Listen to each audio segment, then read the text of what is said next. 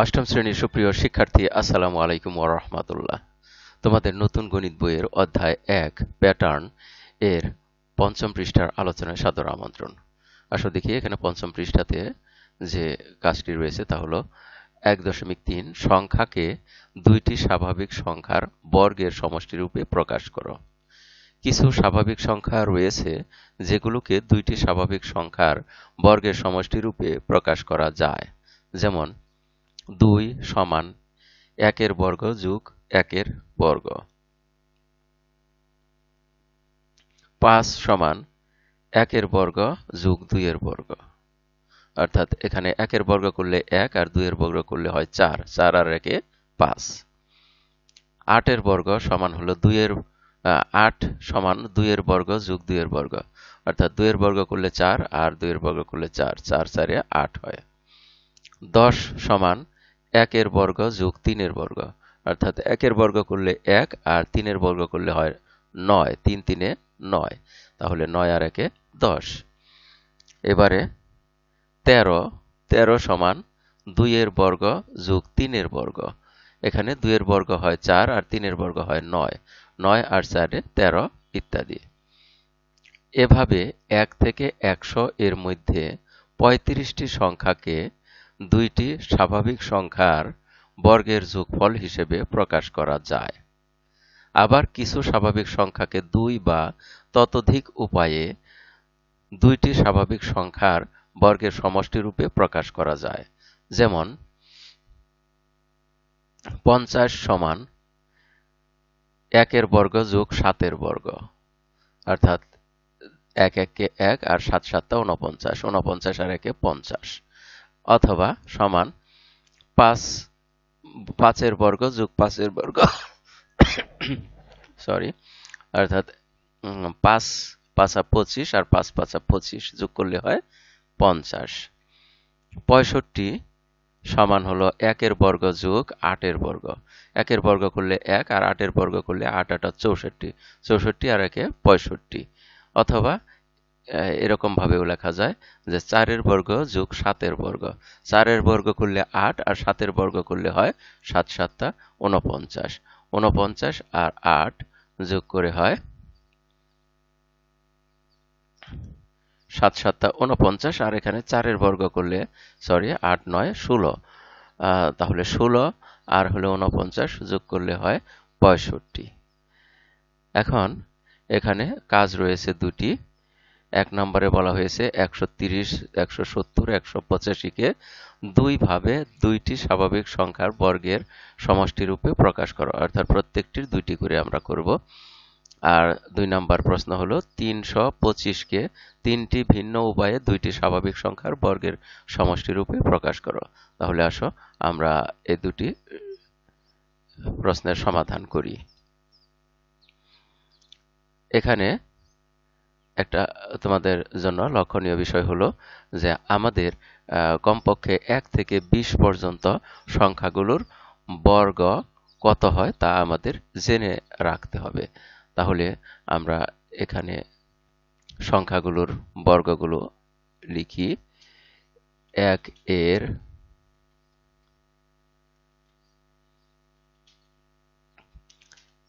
বর্গ,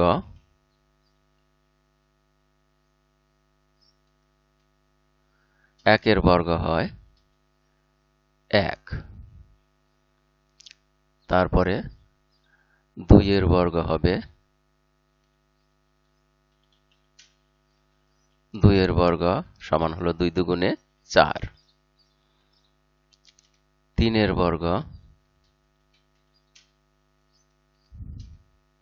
৩ এর বর্গ হবে ৩ ৩ এ ৯। ৪ এর বর্গ,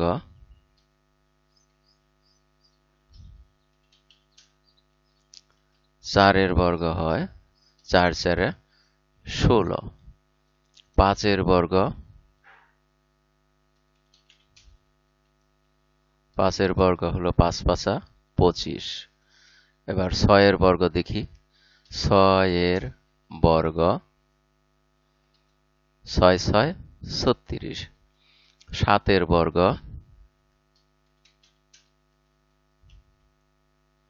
7 বর্গ হলো 7 7 49। 8 বর্গ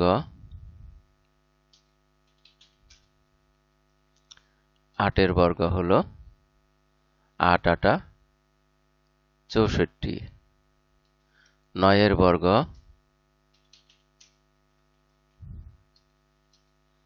9 নং 81। 10 বর্গ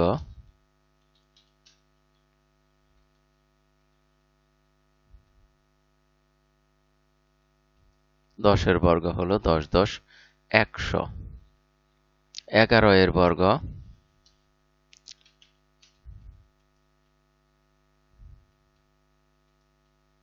11 বর্গ হবে 1। 11 গুণ 11 সমান হলো 121। 12 বর্গ সমান হলো 144। 13 বর্গ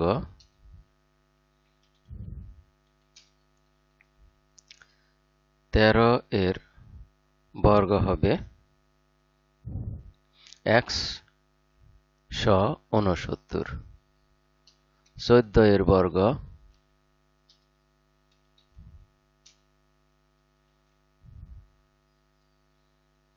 14 বর্গ হবে 196। এগুলো আমাদের মনে রাখতে হবে। এবারে দেখি 15 বর্গ। 15 বর্গ হলো 225।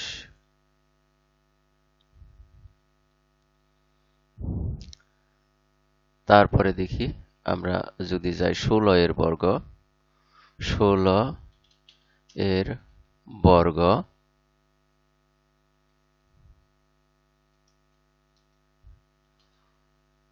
16 বর্গ হবে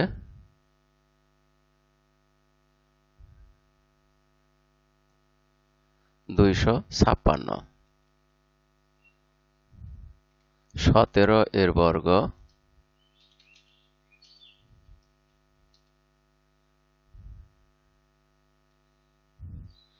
289।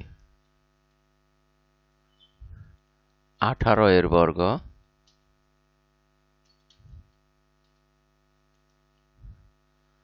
18 বর্গ হবে 18 গুণ 18 324।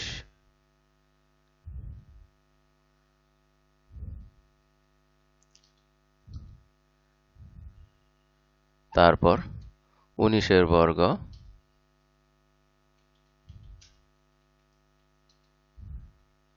19 বর্গ হবে 19 গুণ 19 361। আর 20 বর্গ হবে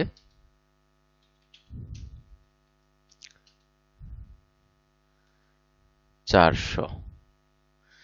এই কয়টা সংখ্যার বর্গ তোমাদের মনে রাখতে হবে, যেটা তোমরা সপ্তম শ্রেণীতেই পড়েছো। এবারে আসো আমরা দেখি 1 নাম্বার থেকে শুরু করি। 1 নাম্বার প্রশ্নে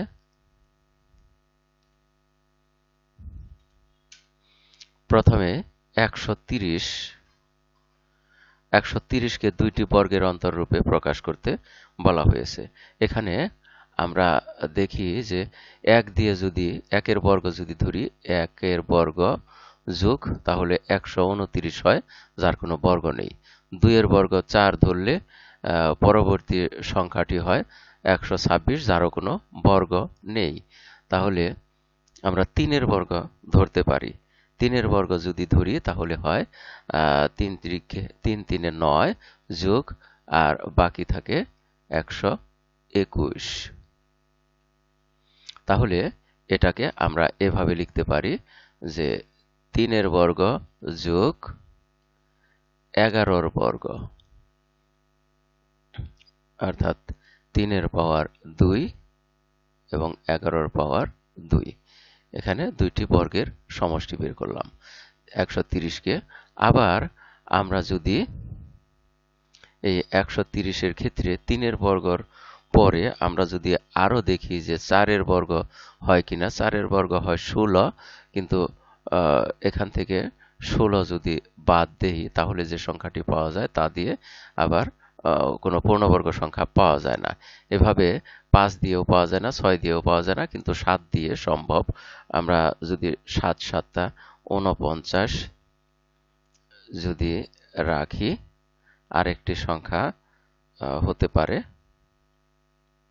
81, অর্থাৎ 49 আর 81 যোগ করলে হয় 130।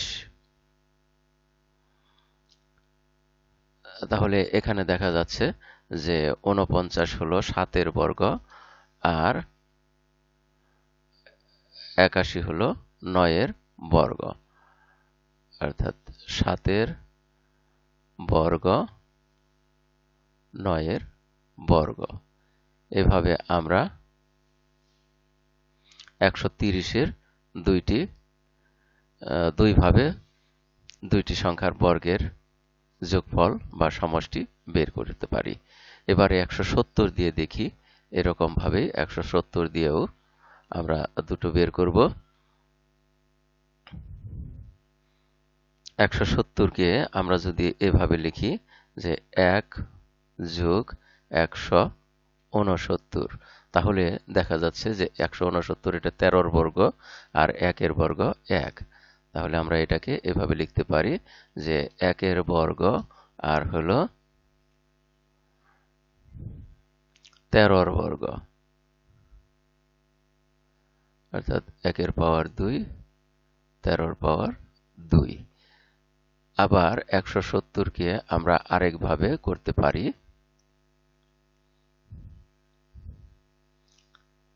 তা হলো এখানে 2 দিয়েও সম্ভব নয়, এখানে 2 দিয়ে 3 দিয়ে 4 দিয়ে এভাবে আমরা বর্গ পেলেও পরবর্তী যে সংখ্যাটি বাকি যে সংখ্যাটি থাকবে সেটি দিয়ে কোনো পূর্ণবর্গ সংখ্যা পাওয়া যাবে না।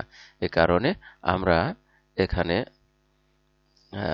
একবারে এই 7-এর বর্গ বের করব। 7-এর বর্গ 49 আর তার সাথে বাকি রইল 121, কারণ 121 আর 49 যোগ করলে হয় 170। তাহলে 49 হলো 7-এর বর্গ আর 121 হলো 11-এর বর্গ। তাহলে আমরা এখানে লিখব 7-এর বর্গ আর এখানে হলো 11-র বর্গ। 170-এরও আমরা দুইটি সংখ্যার বর্গের যোগফল দুইভাবে করে ফেললাম। এবারে দেখি 185। 185 সমান,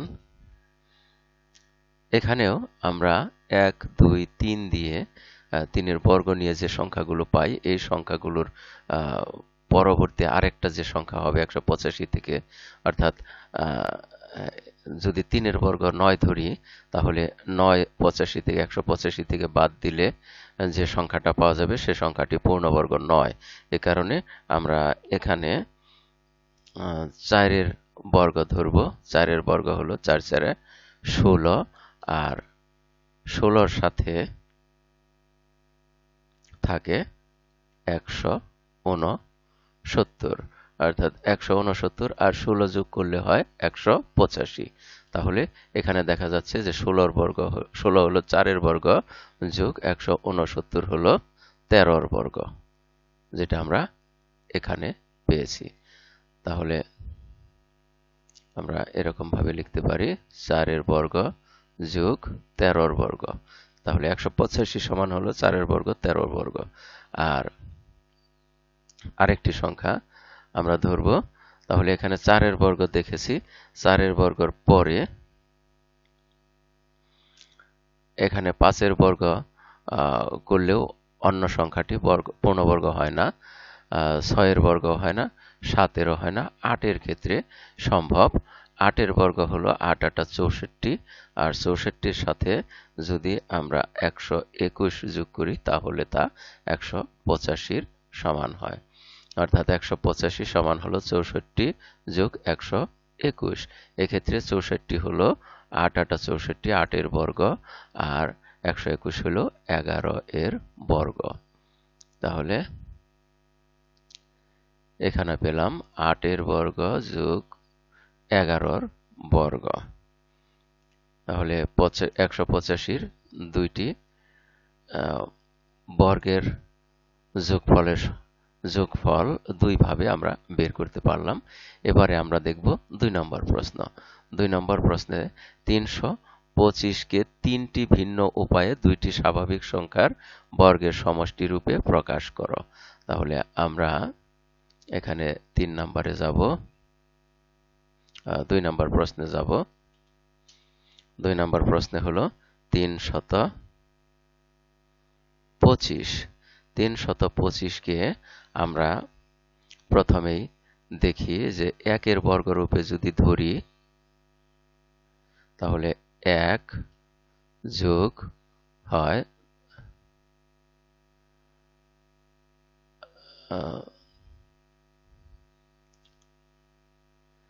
325, এটা সমান হয় 1 যোগ 324।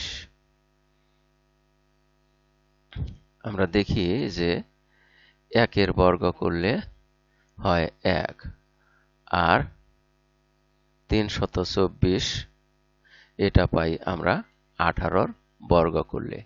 এখানে লক্ষ্য করো 18-র বর্গ 324। তাহলে আমরা এটাকে ধরতে পারি যে 1 এর বর্গ যোগ 18-র বর্গ, এই হলো 325। আমরা এটাকে আরো অন্যভাবে লিখতে পারি।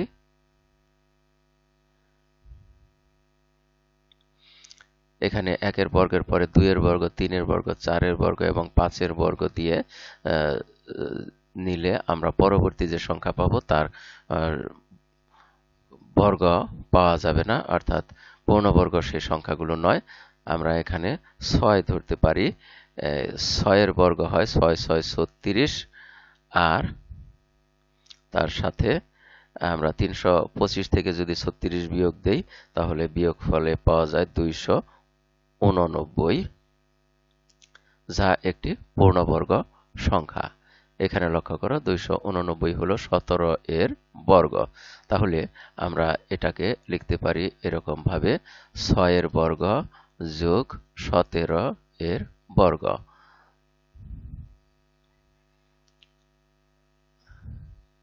6 এর বর্গ আর হলো 17 এর বর্গ। তাহলে 325-এর আমরা দুইভাবে দুইটি বর্গের যোগফল বের করলাম। এখন আরেকটি বের করতে হবে।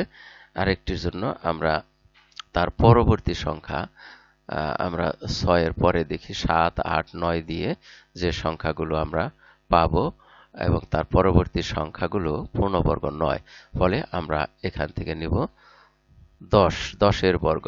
অর্থাৎ 325-কে যদি আমরা এভাবে লিখি যে 100 যোগ 225, তাহলে দেখা যায় যে 100 হলো 10 এর বর্গ এবং 225 হলো 15 এর বর্গ, যেটা এখানে আমরা পেয়েছি 15 এর বর্গ।